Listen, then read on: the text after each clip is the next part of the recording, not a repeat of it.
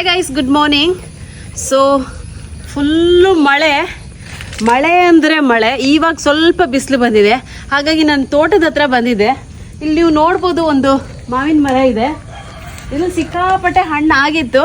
So ಇವಾಗ ಗೊತ್ತಾಯಿತು 2, 3, 4, 5 ಹಣ್ಣು ಎಷ್ಟೋ ಬಿದ್ದಿದ್ದಾವೆ ಅಂತ. ಸೊ ಅದನ್ನು ಪಿಕ್ ಮಾಡೋದಕ್ಕೆ ಬಂದಿದ್ದೀವಿ. ಬನ್ನಿ ಗೈಸ್.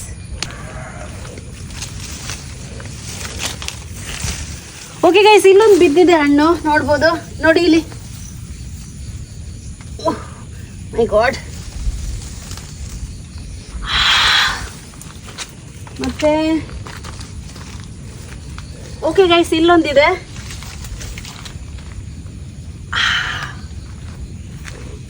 ಮತ್ತೆ ಓಕೆ, ಇಲ್ಲೊಂದಿದೆ.